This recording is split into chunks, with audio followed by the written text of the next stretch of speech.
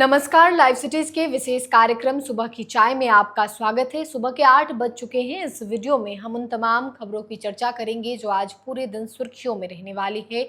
सबसे पहले तो आज मुख्यमंत्री सम्राट चौधरी के द्वारा बिहार के पेंशन भोगियों को राशि भेजी जाएगी। इसके अलावा आज सावन का दूसरा सोमवार भी है। जीतन राम मांझी ने कल जो बयान दिया था कि बिहार में गुजरात मॉडल पे शराबबंदी कानून लागू हो, उस पर भी चर्चा करेंगे। इसके अलावा आज चिराग पासवान की पार्टी की राष्ट्रीय कार्यकारिणी की दिल्ली में बैठक होने वाली है। साथ ही उत्तर प्रदेश में राहुल गांधी ने बिहार के छात्रों से बात की है। इसके अलावा तेजस्वी ने सृजन घोटाले को लेकर भी सरकार को घेरा है और कहा है कि कोई लेखा जोखा नहीं है। तो इन तमाम खबरों पर बीपीएससी टीआरई 4 में और सीटें बढ़ सकती हैं, इस पर भी हम चर्चा करेंगे। और इन तमाम खबरों पर विस्तार से चर्चा करने के लिए हमारे साथ वरिष्ठ पत्रकार रवि उपाध्याय सर हैं। सर, सबसे पहले बहुत बहुत स्वागत है। सर, सबसे पहले बात कर लेते हैं, आज सावन का दूसरा सोमवार है। शिवालयों में तो सुबह से ही भीड़ लगी हुई है, लोग जलाभिषेक के लिए जा रहे हैं। देखिए, निश्चित रूप से आपने देखा कि सोमवार की आगाज से पहले बीते दिन आपने देखा कि केंद्रीय गृह राज्य मंत्री नित्यानंद राय जी सर ने बांका में जिस तरीके से कंवरियों का पैर दबाते हुए तेल लगाते हुए दिखाई पड़े, यह अद्भुत नजारा है जी। बड़े नेता, लेकिन देखिए श्रद्धा और जो भक्ति भाव होती है वह आपको छोटा बड़ा नहीं दिखाता। सबको, समाज के हर वर्ग हर तबका को वह तेल लगाते हुए पैर दबाते हुए दिखे, तो यह एक अद्भुत नज़ारा है। और आज देखिए सोमवार है तो आप बाबा का जलाभिषेक होगा देवघर से लेकर के पूरे बिहार तक, माने पड़ोसी राज्य जो झारखंड है, देवघर वहाँ पर है। और इसके बाद बिहार में मुजफ्फरपुर में बाबा का दरबार है, सस्ता है। पटना में भी कई जगह बाबा का दरबार सस्ता है। तो वहाँ सुबह से ही तांता लगा हुआ है। महिलाएं कतारबद्ध होकर के अब फास्टिंग में रहते हुए पूजा पाठ श्रद्धा से आपको अभिषेक कर रही हैं। जी। इसके अलावा सर बात कर लेते हैं सीएम सम्राट चौधरी। आज 10 तारीख है और हर महीने की 10 तारीख को सीएम ने खुद ऐलान किया था कि राज्य में जो लोग हैं, वृद्धा पेंशन के जो भोगी हैं, जिनको वृद्धा पेंशन दिया जाता है, उनकी राशि भी आज जाएगी। देखिए, डीबीटी के माध्यम से सम्राट चौधरी आज 97,84,000 लोगों को जो इस योजना से लाभान्वित होते हैं उनके खाते में डायरेक्ट चला जाएगा डीबीटी के माध्यम से। इधर उधर कहीं नहीं, किसी बिचौलिए किसी इसके उसके चक्कर में नहीं है। तो ये सरकार जो है सो आपकी राशि आपके खाता पर, जिस तरीके से सरकार आपके द्वार पर होती है उसी तरीके से सरकार आपके खाता में पैसा डालेगी। और ऐसे में आप एक 97 लाख एक बहुत बड़ी संख्या है और उसमें 84,000, तो ये एक बड़ी तादाद में लोगों को आज जो है सो राशि उपलब्ध होगी। इसके अलावा सर बात कर लेते हैं शिक्षा विभाग का 2 दिवसीय चिंतन शिविर जो है उसका आज दूसरा दिन है। बीते दिन भी सम्राट चौधरी पहुंचे हुए थे, शिक्षा मंत्री भी मौजूद थे और वहीं ये भी बातें हुई है कि बीपीएससी टीआरई 4 में सीटें बढ़ सकती हैं। देखिए, जो टीआरई 4 की बात हो रही है, लगातार आपने देखा भी था कि बीते दिन बिहार लोक सेवा आयोग को अधिसूचना भेजी गई थी, फिर लौट करके कुछ त्रुटियों के कारण उसको शिक्षा विभाग को लौट के आया। तो ऐसे में सरकार जो है सो नौकरी रोजगार पर काम करती हुई दिखाई पड़ रही है। टीआरई 4 के लिए निश्चित रूप से वैकेंसी का सृजन हुआ है और बड़ी संख्या में और वैकेंसियां और माने नियुक्तियां और अपॉइंटमेंट बढ़ेगा, क्योंकि कई सारी भाषाएं हैं, उसमें भी नियुक्तियां होनी है। तो अब वो सरकार उसको भी खंगाल रही है कि किस तरीके से अधिक लोगों को ऑब्जर्व किया जाए, अधिक से अधिक लोगों को नौकरी का लाभ दिया जाए। तो ऐसे में टीआरई 4 को लेकर के जो मामला चल रहा था कि होगा नहीं होगा, तो अब याचना अधिसूचना बिहार लोक सेवा आयोग की ओर से को भेजी जाएगी, अब निकलेगी और शिक्षा विभाग इस पर मुकम्मल तैयारी करता हुआ दिखाई पड़ रहा है। जी सर। इसके अलावा सर जीतन राम मांझी की बात कर लेते हैं। वो एक बार फिर शराबबंदी को लेकर बोलते हुए नजर आए हैं। देखिए, निश्चित रूप से जीतन राम मांझी नरेंद्र मोदी कैबिनेट में मिनिस्टर हैं, हिंदुस्तानी आवाम मोर्चा के राष्ट्रीय संरक्षक हैं। बिहार में भी उनकी पार्टी के डबल इंजन की सरकार में है, उनके पुत्र ही यहाँ पर मंत्री बने हुए हैं बिहार में सम्राट चौधरी की सरकार में। और जीतन राम मांझी स्वयं जो है सो अपने नरेंद्र मोदी कैबिनेट में मिनिस्टर हैं। ऐसे में उनकी पार्टी हिंदुस्तानी आवाम मोर्चा के युवा इकाई की राष्ट्रीय कार्यकारिणी की बैठक बीते दिन पटना में हुई, जिसमें उन्होंने गुजरात मॉडल पर शराबबंदी की बात कही कि मैंने यहाँ पर शराब खोल देना चाहिए जिस तरीके से।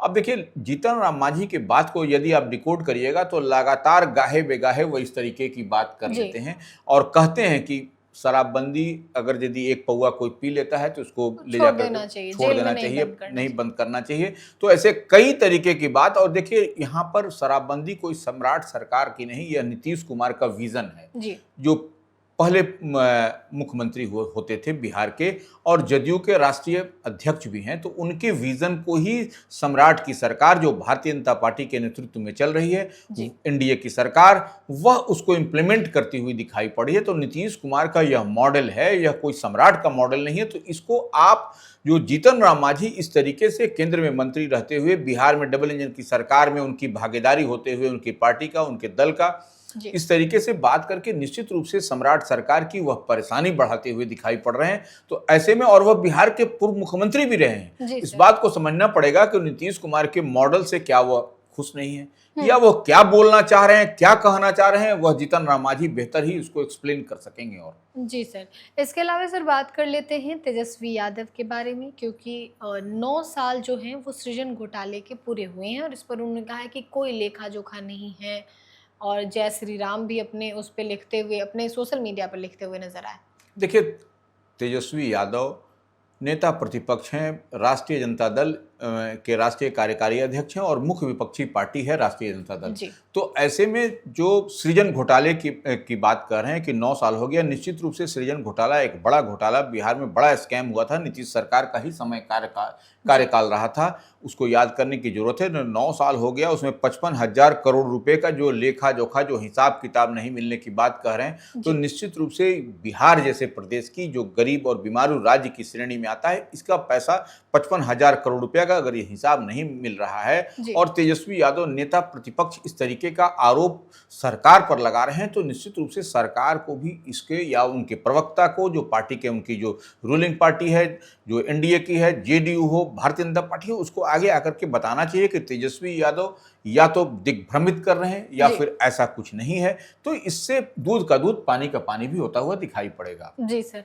इसके अलावा सर बात कर लेते हैं चिराग पासवान के बारे में, क्योंकि चिराग पासवान की पार्टी की आज राष्ट्रीय कार्यकारिणी की बैठक दिल्ली में होने वाली है। देखिए, चिराग पासवान की पार्टी जो लोक जनशक्ति पार्टी रामविलास है, नरेंद्र मोदी कैबिनेट में चिराग पासवान भी मंत्री हैं। जी, आप देखिए कि जिस तरीके से हिंदुस्तानी आवाम मोर्चा, की हम फिर आते हैं उस पर लौट करके, हिंदुस्तानी आवाम मोर्चा जो केंद्र में उनकी पार्टी के राष्ट्रीय संरक्षक जीतन राम मांझी मंत्री हैं नरेंद्र जी, मोदी कैबिनेट में, चिराग पासवान भी केंद्र में लोक जनशक्ति पार्टी रामविलास के अध्यक्ष हैं, वह भी मिनिस्टर हैं। और दोनों में देखिए कैसा है, यहाँ पर युवा का पटना में बीते दिन हुआ राष्ट्रीय जी, कार्यकारिणी की बैठक, और आज जो है सो दिल्ली में चिराग पासवान की पार्टी की राष्ट्रीय कार्यकारिणी की बैठक है, उसमें कई सारे अहम फैसले लिए जाएंगे। जी सर, वह फैसला क्या होगा, यह आपको बिहार में पार्टी को किस तरीके से मजबूत करना है। जी, प्रशांत किशोर ने जिस तरीके से बांकीपुर विधानसभा के उपचुनाव में जनसुराज के सूत्रधार जो हैं, उन्होंने भाजपा के बॉस माने नितिन नवीन की सीट को अपने पाले में कर लिया, अपने वो स्वयं जीत गए। तो यह एक परेशानी का सबब है 5 पांडव एनडीए के लिए। और चिराग पासवान को सर यूपी का चुनाव भी लड़ना है। बिल्कुल उसी पर हम आ रहे हैं। तो देखिए, उत्तर प्रदेश में चुनाव लड़ना है और बजाबते वहां पर कई तरीके के नारे जो है सो गढ़े जा रहे हैं, और उनके पार्टी के कई चेहरे आपको उत्तर प्रदेश में लगातार बैटिंग, बॉलिंग, फील्डिंग करते हुए दिखाई पड़ रहे हैं कि उत्तर प्रदेश में इस बार चिराग पासवान की पार्टी कई सीटों पर चुनाव लड़ने की मुकम्मल तौर पर तैयारी है। और उनकी पार्टी के जो अरुण भारती हैं, उत्तर प्रदेश के प्रभारी भी हैं, जी, जमुई से सांसद भी हैं, वह पूरी तरीके से चाणक्य की भूमिका में है उत्तर प्रदेश में।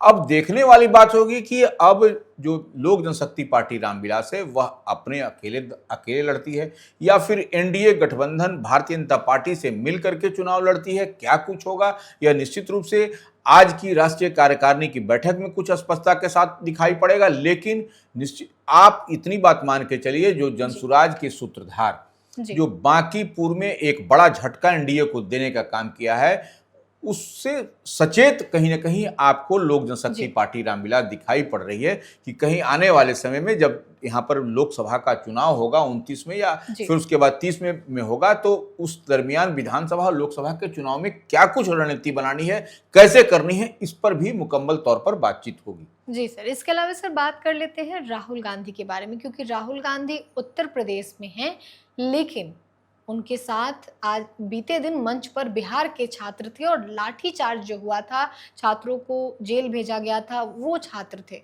देखिए, जेनजी की बात हो रही है, युवाओं को अपनी तरफ करने की बात है और इसी कवायद में आप हर पार्टी हर दल आपने देखा कि बीते दिन जो है सो आपको निशांत कुमार जो जदयू के कोटे से सम्राट की सरकार में मंत्री हैं, स्वास्थ्य जी। मंत्री हैं, उन्होंने पार्टी कार्यालय में एक बजाबते एक रोड मैप एक हम कहें वह जी। कर दिया कि जेनजी को जोड़िए, माने युवाओं को जोड़िए जी। और उनसे पार्टी के जो राष्ट्रीय अध्यक्ष हैं नीतीश कुमार ने जो अब तक काम किया है बिहार में उसके बारे में बताइए और जोड़ने की बात।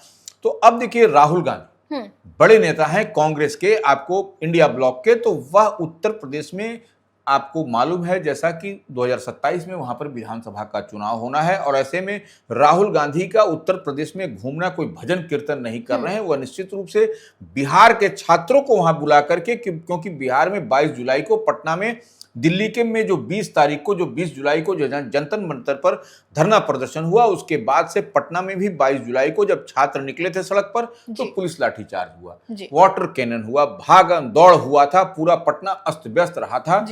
तो वैसे छात्रों से वह बात कर रहे थे, वह पूछ रहे थे, बताना चाह रहे थे कि क्या कुछ आपके साथ हुआ, कैसे हुआ, किस स्थिति किस परिस्थिति में हुआ। तो यही बात आपको राहुल गांधी के समक्ष बिहार के छात्रों ने अपनी बात कही, अपनी पीड़ा का बयां किया है। जी, इसके अलावा सर बात कर लेते हैं पटना के चर्चित बंटी यादव हत्याकांड के बारे में, क्योंकि ये हत्याकांड और ये हत्या उस वक्त हुआ था जब बिहार में उपचुनाव हो रहे थे और काफ़ी हॉट सीट का चुनाव था।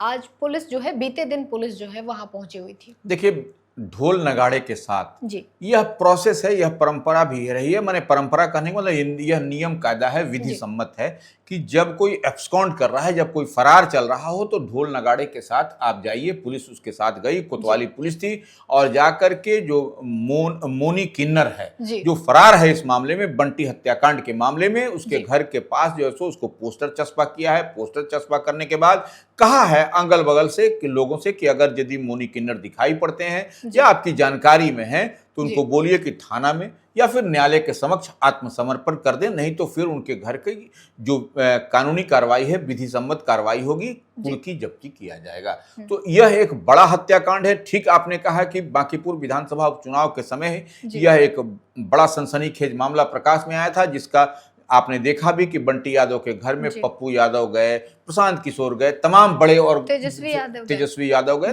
तमाम बड़े चेहरे अपने अपने पाले में करने के लिए, क्योंकि देखिए यही समय होता है माकूल समय अपने पाले में करने का। जी, तो सभी लोग गए थे और कहीं ना कहीं उसका दंड भी झेलने को मिला। अब तो रिजल्ट सामने है। तो इस खबर में हमने आपको वो जानकारी दी और उन खबरों को बताया जो आज पूरे दिन सुर्खियों में रहने वाली है। आज दूसरा सोमवार है, ऐसे में आप लाइव सिटीज़ के सभी दर्शकों को दूसरे सोमवार की शुभकामनाएं भी है। आज जो खबरें होंगी, मुख्यमंत्री के द्वारा जो राशि भेजी जाएंगी, इसके अलावे चिराग पासवान की जो बैठक दिल्ली में होने वाली है उसमें क्या कुछ होगा, हम तमाम अपडेट आपको देते रहेंगे। फिलहाल के लिए इतना ही। साथ ही चैनल को सब्सक्राइब करें, फेसबुक पेज को लाइक करें। वीडियो देखने के लिए आपका धन्यवाद।